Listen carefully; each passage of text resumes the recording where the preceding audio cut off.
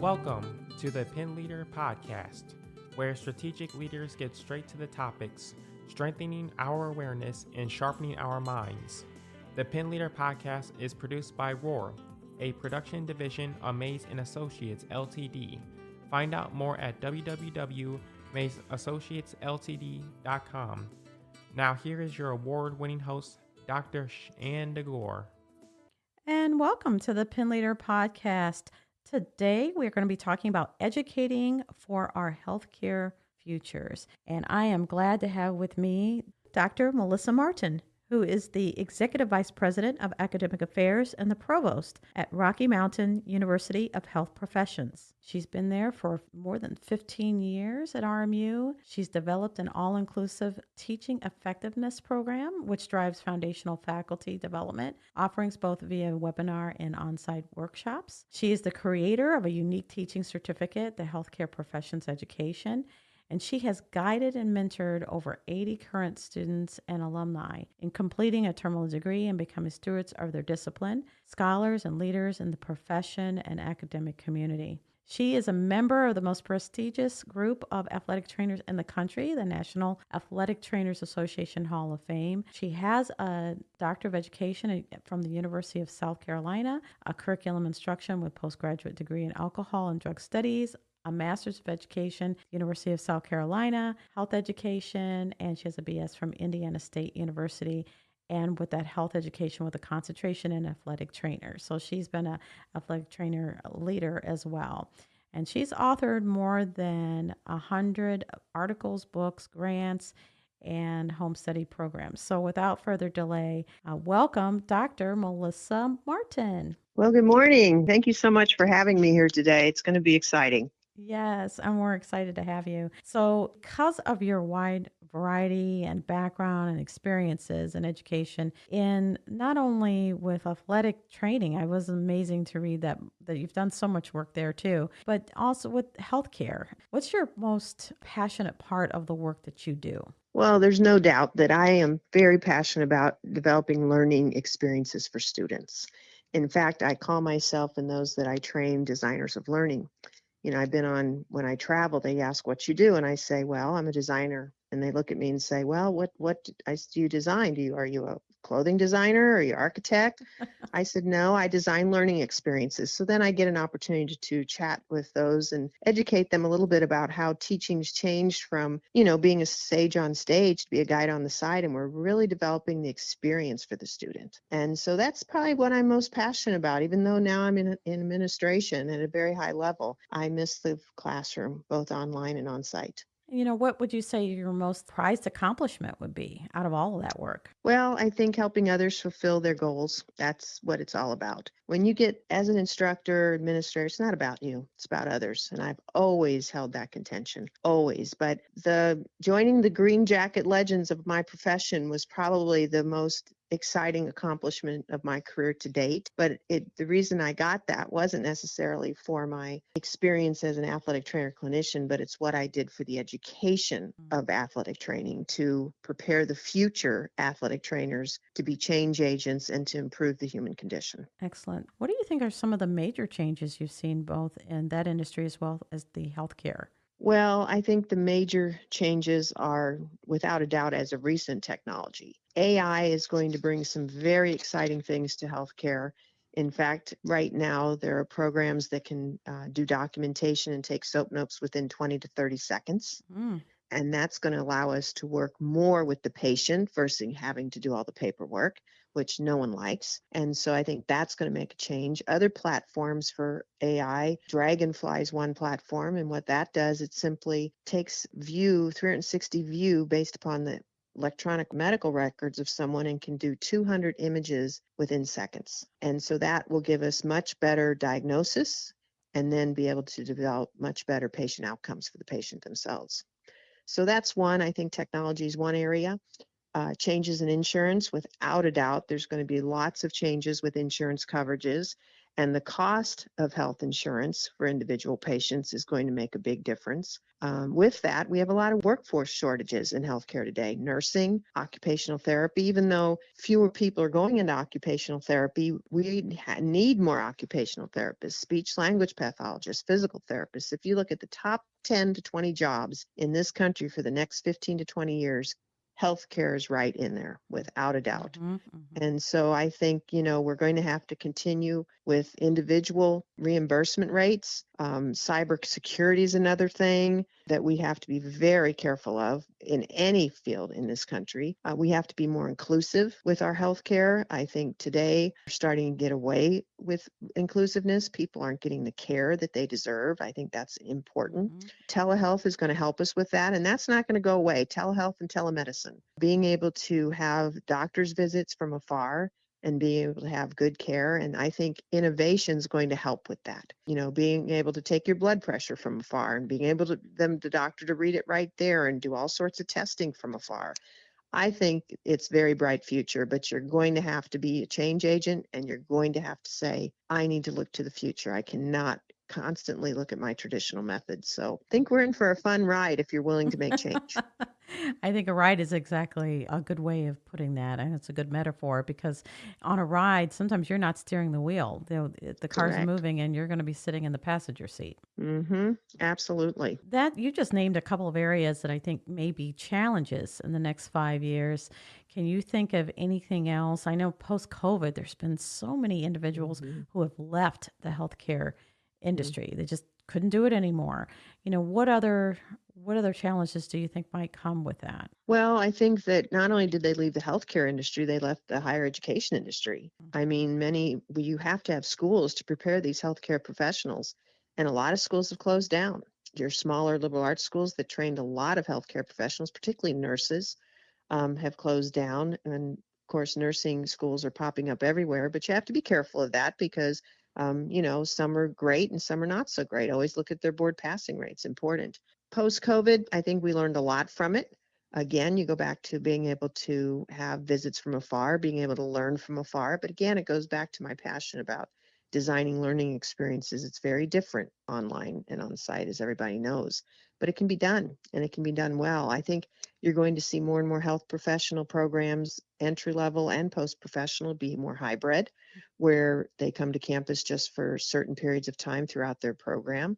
Or they may be totally online. We don't know the outcomes of a totally online physical therapy program. St. Augustine's have been doing it for a while, but other programs are starting to think about it. And when you have skills to develop, can you really do that via an online platform? So I think there's a lot of room to grow in innovation again. How do we develop those skills and measure them through an online platform, then have them go to their on-site clinicals? The judgment's out, the jury's out. Will they pass the boards at the same level, if not better, than those students who go to on-site programs? I think you caught on to something that I know I had a show a few weeks ago about virtual reality and how using that to work out in and the augmented reality. And there's so many new devices that are out there. Rocky Mountain is on the cutting edge, much of the work that you all are doing. Other institutions wish they could be doing. And there's something said about hands-on, but there's also how can you create in a virtual reality a situation you may not even be able to create in a lab? Well, I totally agree with you. For example, if we had virtual reality when I was educating future athletic training and sports medicine specialists, there'd be no doubt that virtual reality sessions would include athletes down on the field with head and neck. There's no way that I'm going to let a new student take that experience. Also, dealing with eating disorders and talking to parents and talking to coaches, and all that can be practiced through virtual reality. So what we do is we prepare the student for the cloudy days, for those stormy days, and that can be done through virtual reality that we can't always prepare them through authentic, real life, face-to-face learning. I can think of a number of scenarios that you would not be able to recreate and do it. I mean, actors are one thing, but being able to take it to the next level and immerse yourself. I think the more that virtual reality and augmented reality can Mm-hmm. help us with that. And it's not going away. That's I think you bring up a great point with AI. It's a matter of how you use that tool, especially with educating the next Mm-hmm. generation. Well, and some people feel like if you haven't jumped on by now, it might be leaving the station. So it's just like with online learning years ago. If you didn't jump on, it already left the station. What other opportunities are there for those interested in entering or continuing their education in healthcare? I mean, what do you see in the next few years as areas that if people are thinking about giving back or making a career change, Hmm. where do you see that?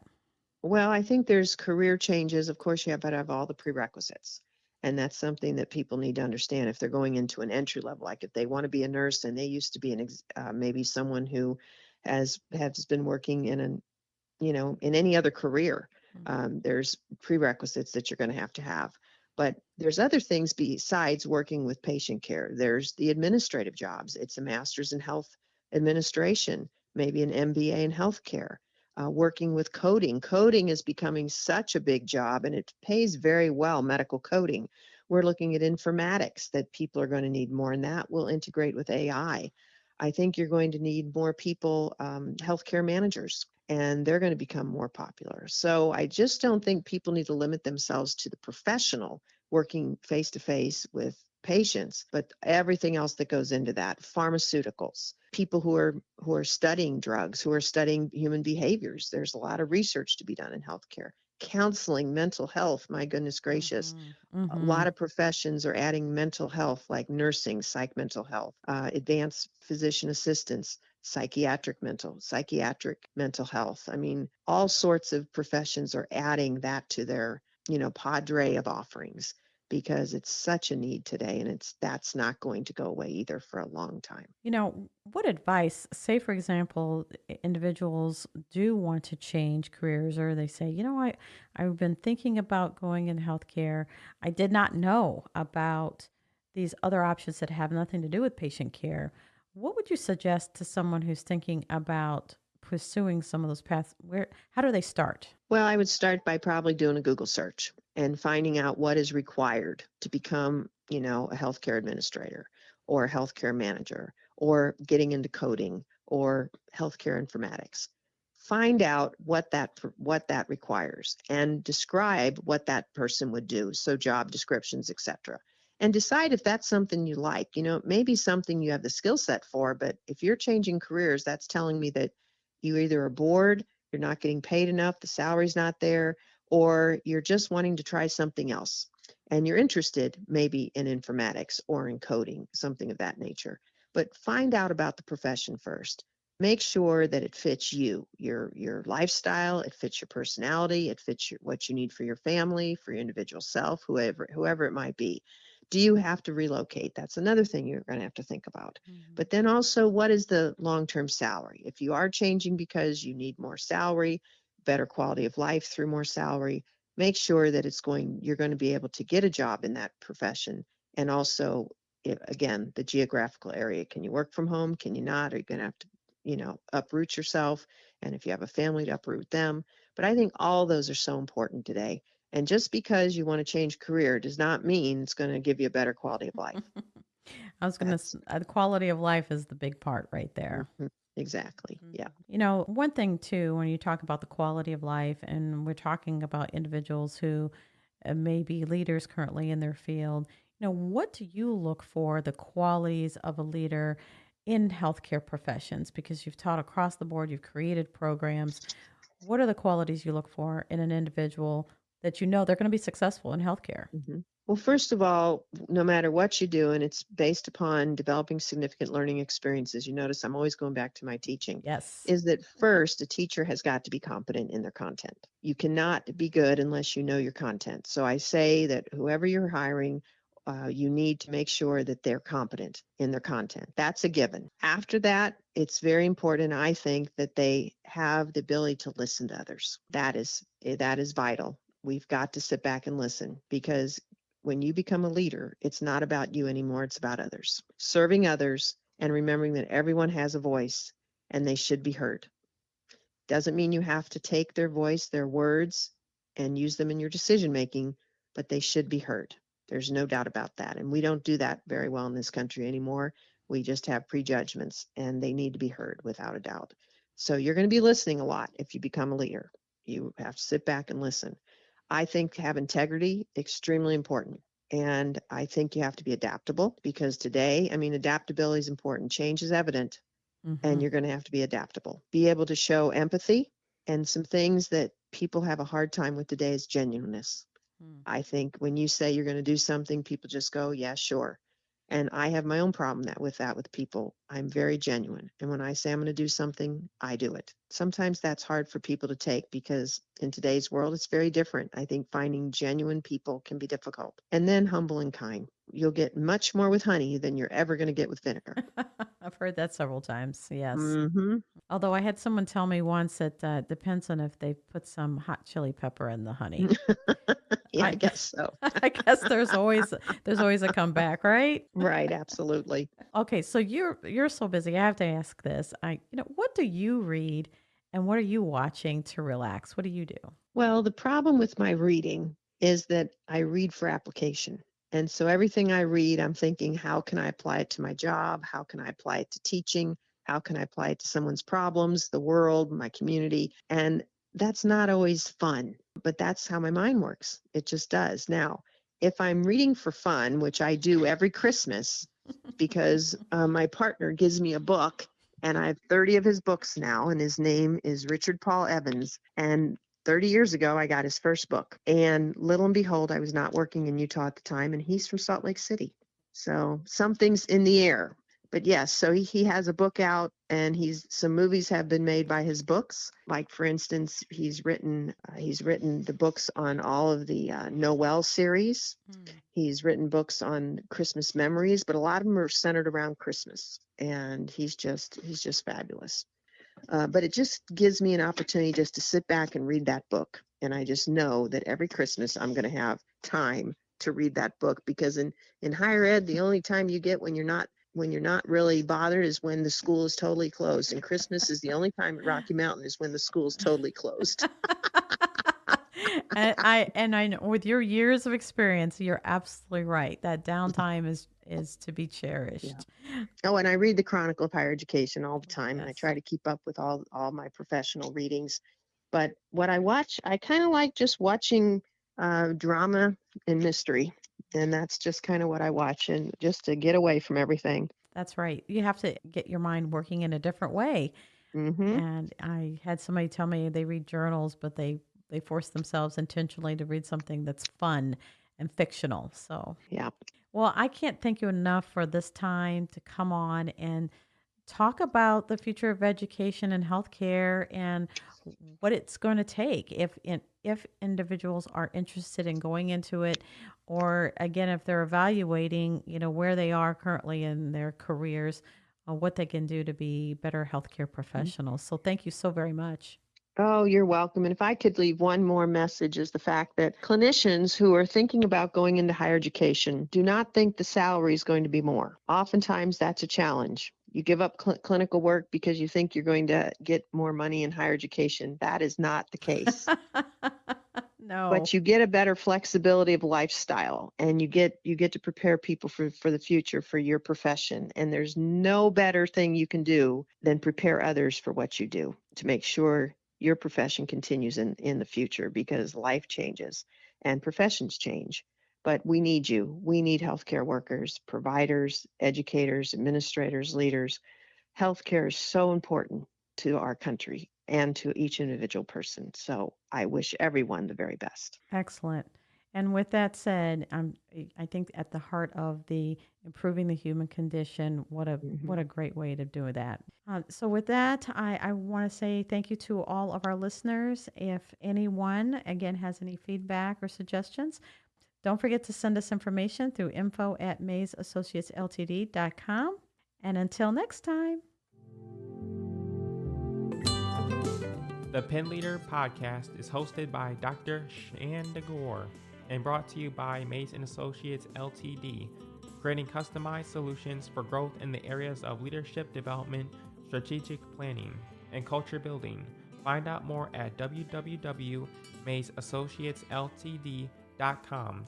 Don't forget to subscribe to the Pen Leader podcast and share with others.